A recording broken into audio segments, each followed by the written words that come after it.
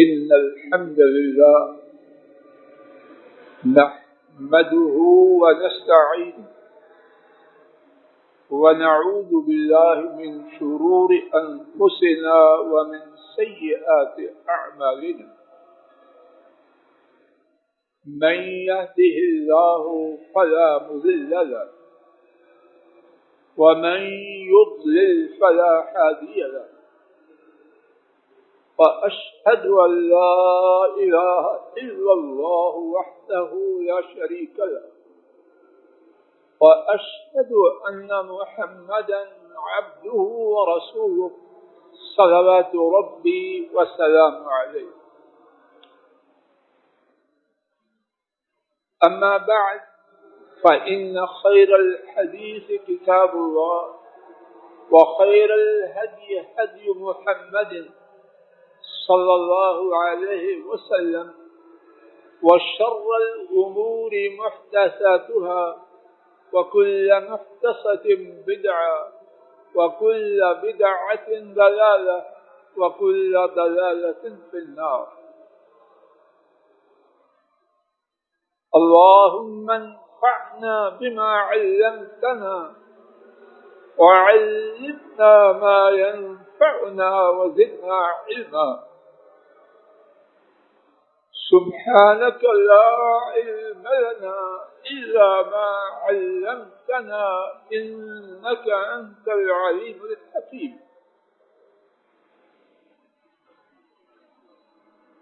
رب اشرح لي صدري ويسر لي أمري واحلل عقدة من لساني يفقهوا قولي. قرآن کریم میں قیامت تک آنے والے لوگوں کے فائدے کے لیے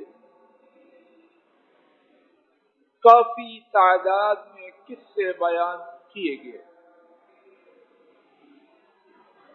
بعض اہل علم نے لکھا اگر قرآن کریم کے قصوں کو جمع کیا جائے تو ان کی مقدار 30 پاروں میں سے 8 پاروں کے برابر بن جائے. قصوں کی اہمیت کو جاننے کے لیے ایک یہ بات بہت ہی کافی. خود رب العالمین نے سورہ الاعراف آیت شریفہ نمبر 176 میں نبی کریم صلی اللہ علیہ وسلم کو حکم دیا فَقْصُصِ الْقَصَصَ لَعَلَّهُمْ يَتَفَكَّرُونَ. آپ قصہ بیان فرمائیے شاید کہ وہ غور و فکر کریں. اور قصوں کے حوالے سے یہ بات بھی ہمیشہ کہنے اور سننے والوں کے ذہنوں میں ہونی چاہیے کہ رب العالمین ان کا دستور ان کا طریقہ ہمیشہ سے ایک ہے. ان کے طریقوں میں یو ٹرن نہیں. جو دستور لاکھوں سال پہلے تھا وہ ہمیشہ ہمیشہ ویسے ہی ہے. سورہ فاطر آیت شریفہ نمبر 43 میں رب العالمین نے فرمایا فَهَلْ يَنْظُرُونَ إِلَّا سُنَّةَ الْأَوَّلِينَ. پس وہ نہیں انتظار کرتے یا کیا وہ انتظار کرتے ہیں؟ پس وہ نہیں انتظار کرتے مگر پہلوں کے طریقے کی. فَلَن تَجِدَ لِسُنَّةِ اللَّهِ تَبْدِيلًا. آپ کبھی بھی اللہ کے دستور میں تبدیلی نہ پائیں گے. وَلَن تَجِدَ لِسُنَّةِ اللَّهِ تَحْوِيلًا. اللہ کی سنت میں کبھی بھی آپ فرق نہ پائے. قرآن کریم میں جو بہت ہی عظیم الشان قصے ہیں، اور قرآن کریم کا ہر قصہ عظیم الشان ہے، لیکن ایک سے دوسری بات اللہ کی حکمت بڑی سے بڑی، بہت ہی زیادہ. ایک عظیم الشان قصہ حضرت ابراہیم علیہ السلام کا حکم الہی کی تعبیر میں بڑھاپے میں میے ہوئے اپنے نہایت پردبار بچے کی گردن پر چھری رکھنے کے لیے تیار ہونے کا. سورہ الصافات 23واں پارہ آیت شریفہ 99 سے 99. اس سے اس قصہ کے حوالے سے آیات کریمہ کے پیش نظر آج کے خطبہ جمعہ میں اس قصہ کے حوالے سے اپنے لیے اور آپ حضرات و خواتین کے لیے چند ٹوٹے پھوٹے قطرے حق ادا نہیں ہو سکتا، اور عرش والا رب گواہ ہے. جو کہا جا رہا ہے یہ تصنع اور بناوٹ اللہ نہ کرے نہ ہو. حق یہ ہے کہ رب کی بات کا اس کو کما حق بیان کرنا مخلوق کی طاقت سے ماورا ہے. عاجزانہ انہی کی توفیق سے میں کہنے اور میں اور آپ اسے سمجھنے کی اور دلوں میں اتار کے آئندہ زندگی میں فائدہ اٹھانے کی رب کریم سے التماس کے ساتھ بات کو کیا جائے اور سنا جائے. رب العالمین نے فرمایا وقال انی ذاہب الی ربی سیہدین. قوم نے اور قوم ہی میں سے اللہ اکبر باپ نے،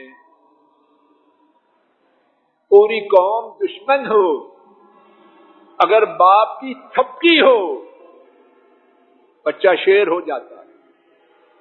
بابا جی انہوں نے میرے لیے دعا کر دی. یہاں بابا جی کی تھپکی نہیں، بابا جی بھی اپنی دشمنی میں کچھ کم نہیں. شاید ان کا غصہ وہ قوم کے برابر نہیں، شاید اس سے بھی زیادہ ہو. کوئی تھپکی دینے والا بھی. ابراہیم علیہ السلام اپنے وطن، اپنی قوم، اپنے کنبے، اپنے باپ کو چھوڑ کے نکلتے. وقال انی ذاہب الی ربی. کیوں جا رہے ہیں؟ کس کے لیے جا رہے ہیں؟ اللہ اکبر. انبیاء کا بیان اللہ کے بعد ان ایسا بیان مخلوق میں سے کسی کا نہیں. مفسرین نے لکھا انی ذاہب الی ربی. اس کے 3 معانی ہیں، جیسا نوٹ فرمائیے، اور تینوں معانی انتہائی عظیم. پہلا معنی میں جا رہا ہوں اپنے رب کی رضا کو پانے کے. میرا نکلنے کا مقصد ڈالر حاصل کرنا، رنگ برنگی کارڈ لینا، فلاں فلاں کا پاسپورٹ لینا، یہ نہیں. انی ذاہب الی ربی، میں جا رہا ہوں کیوں؟ اپنے رب کی رضا کے لیے،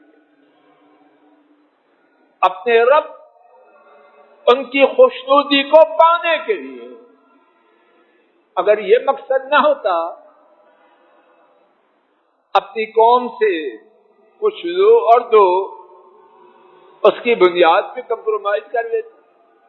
جس طرح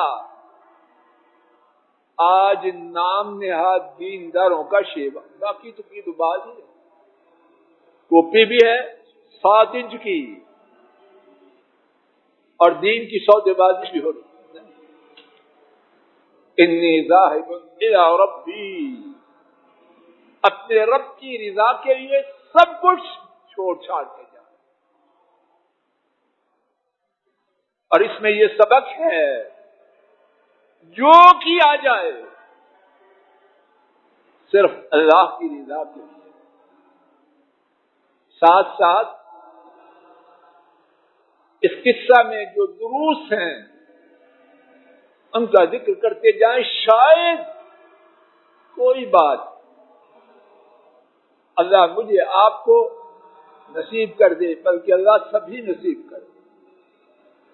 عمل اس کی قبولیت کے لیے سب سے پہلی شرط، ان اللہ تعالی لا يقبل من العمل الا ما كان له خالصا وابتغي به وجهه. یقیناً اللہ تعالی عمل قبول نہیں کرتے مگر وہ جو ان کے لیے خالص ہو اور اس عمل سے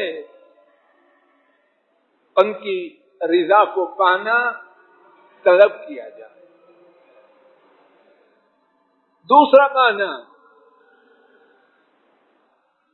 میں جا رہا ہوں کہاں؟ وہاں جا رہا ہوں جہاں جانے کا میرے رب نے حکم دیا. اپنی مرضی سے میرا نکلنا نہیں، اور میری منزل وہ ہے جو میرے رب نے میرے لیے مقرر کر دی ہے. مسلمان انبیاء ہمارے لیے نمونہ ہیں، اور ابراہیم علیہ السلام ان کے بارے میں تو علی الاعلان رب العالمین نے فرمایا واتبعوا ملت ابراہیم حنیفا. یک طرفہ ابراہیم جو سب سے کٹ کر اللہ کے لیے ہو گیا، اس کی ملت کی پیروی کرو.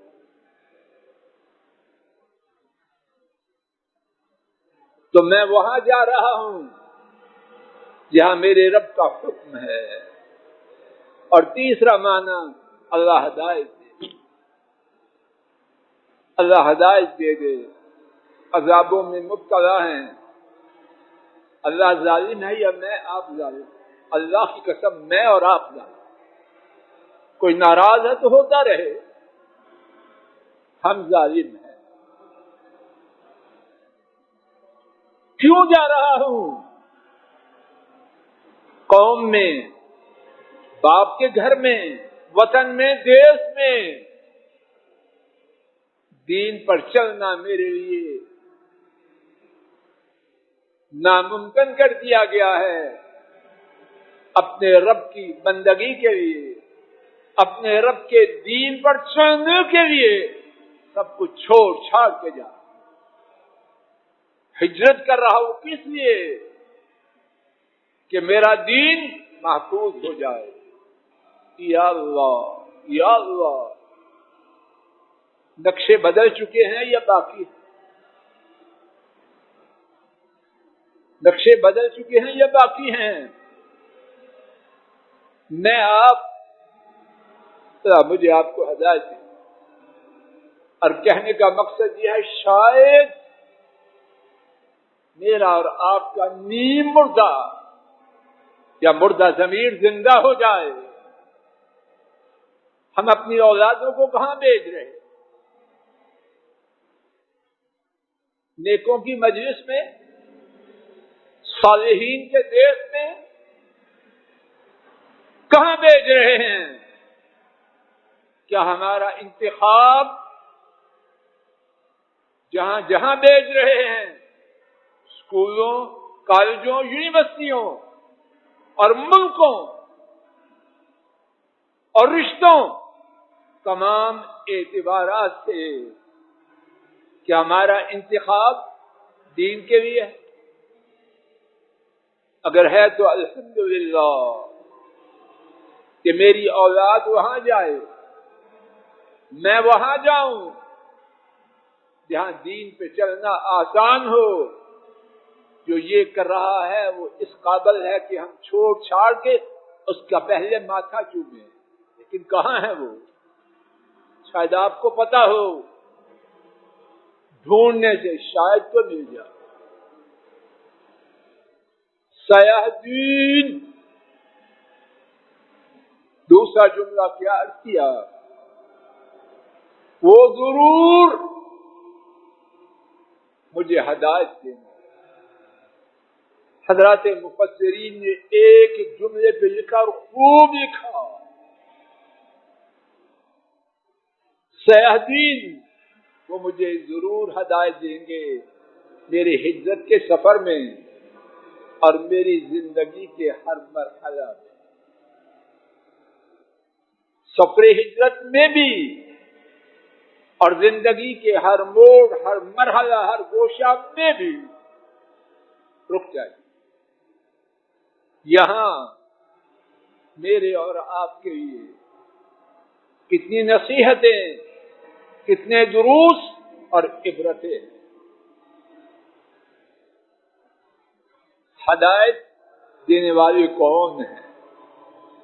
لوگوں، اس کائنات میں ہدایت دینے والے تنہا رب العالمین.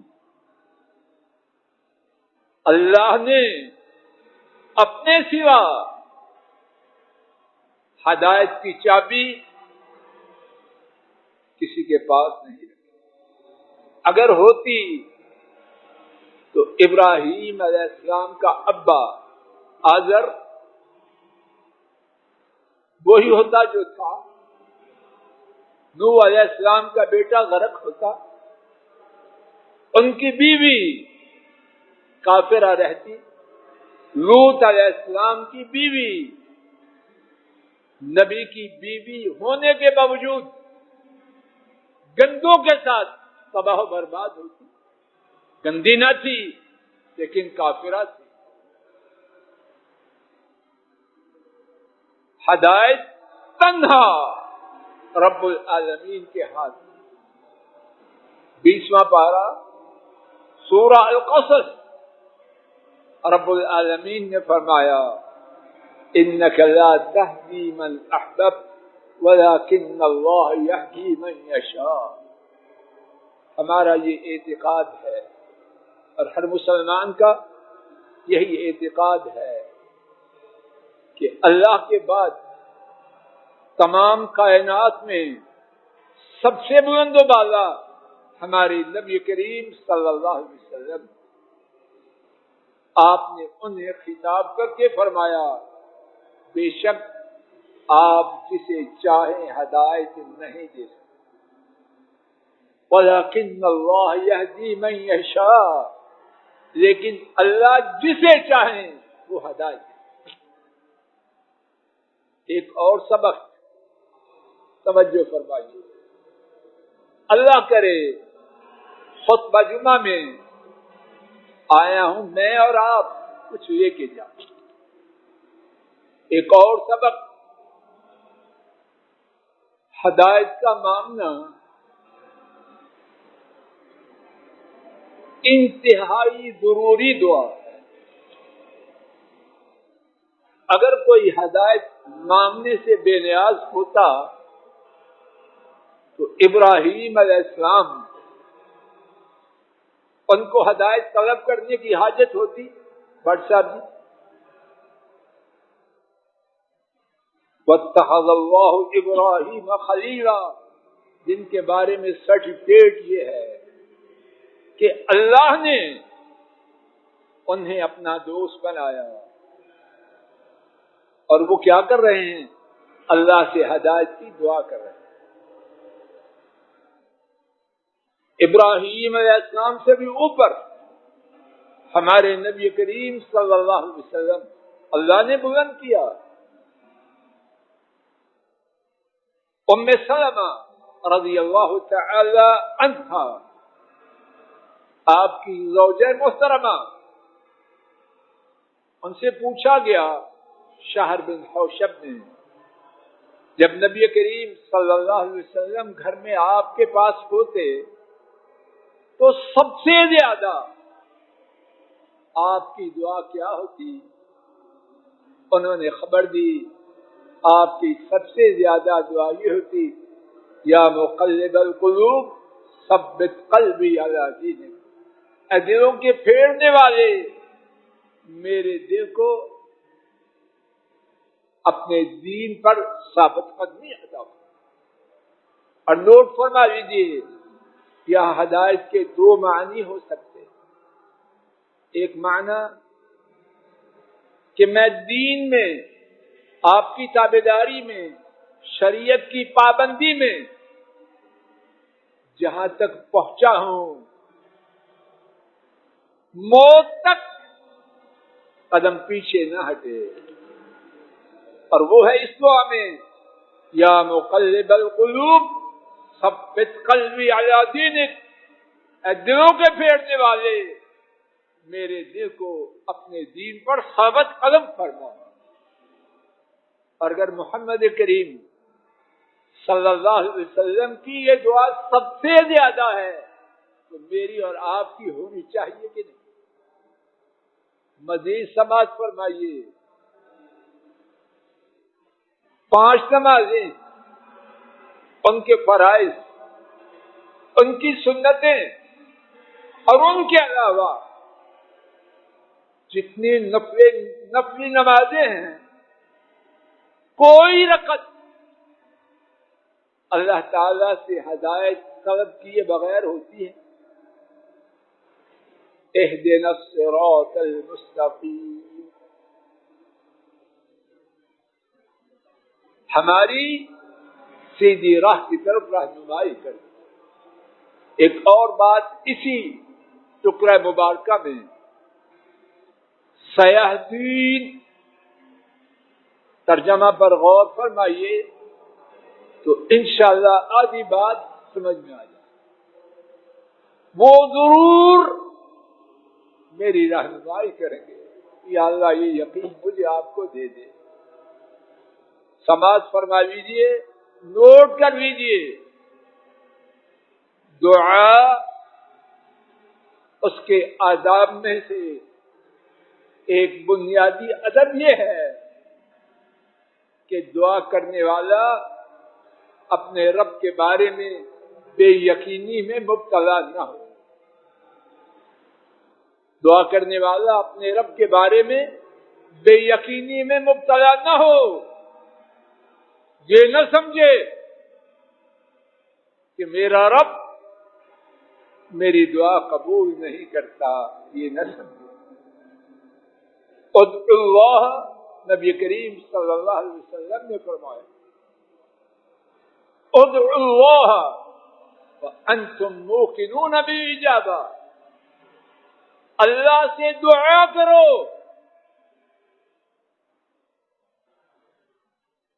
اور تمہیں اس بات کا یقین ہو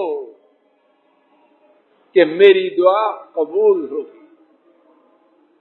اور خود رب العالمین نے فرمایا، حدیث قدسی ہے، انا عند ظن عبدی بی، میرا بندہ میرے بارے میں جیسا گمان کرتا ہے میں ویسا ہی اس کے ساتھ معاملہ کرتا ہوں۔ ابراہیم علیہ السلام نے جب ہدایت کی اپنے لیے دعا کی، ان کا اپنے رب کے بارے میں گمان کیا تھا، سیہدین، وہ یقیناً مجھے ہدایت دے گا، اور اللہ نے دی کہ نہ دی، یقیناً دی۔ رب ہب لی من الصالحین، اے میرے رب مجھے صالحین سے عطا فرما۔ قوم، وطن، کنبہ سب سے جدا، پردیسی جا رہے، اب چاہتے ہیں کوئی ساتھ مل جائے۔ رب ہب لی من الصالحین، کن سے فریاد کی؟ کسی ڈھیری پہ، کسی ٹیلے پہ، کسی ڈیرے پہ ان سے فریاد کی جن کے ہاتھ میں اولاد کا دینا ہے، جو جسے چاہیں، جیسا کہ سورہ الشورى میں ہے، جسے چاہیں بیٹیاں دیں، جسے چاہیں بیٹے دیں، جسے چاہیں بیٹیاں اور بیٹے دونوں دیں، اور جسے چاہیں کچھ بھی نہ دیں، اور جسے چاہیں کچھ بھی نہ دیں، ان سے اولاد طلب کی جو کائنات میں اولاد دینے میں تنہا، اور کیسے دعا مانگی؟ رب ہب لی من الصالحین وَلِلَّهِ الْأَسْمَاءُ الْحُسْنَى فَادْعُوهُ بِهَا، اللہ تعالیٰ کے اچھے اچھے نام ہیں، ان کے ساتھ اللہ کو پکارو۔ اللہ کے پیارے نام رب سے دعا کی، کوئی طفیل، کوئی وسیلہ، کوئی واسطہ۔ ابراہیم علیہ السلام کو دعا کرنے کا طریقہ آتا تھا کہ نہیں؟ اور ان کے کیے ہوئے طریقے سے دعا قبول ہوئی کہ نہ ہوئی؟ ٹھیک طریقہ وہی ہے جو ابراہیم کا تھا علیہ السلام۔ انشاءاللہ اسی مقام سے آئندہ خطبہ جمعہ کا آغاز ہوگا۔ اللہ تعالیٰ اپنے فضل و کرم سے کہیں سنی بات کی غلطی کو معاف فرمائے، اور ٹھیک بات پر عمل کرنا ہم سب کے نصیب میں فرمائے۔ وآخر دعوانا ان الحمد للہ رب العالمین۔ الحمد للہ نحمده ونستعینه ونستغفره ونعوذ بالله من شرور أنفسنا ومن سيئات أعمالنا، من يهده الله فلا مضل له ومن يضلل فلا هادي له، وأشهد أن لا إله إلا الله وحده لا شريك له، وأشهد أن محمدا عبده ورسوله صلوات ربی وسلام علیہ۔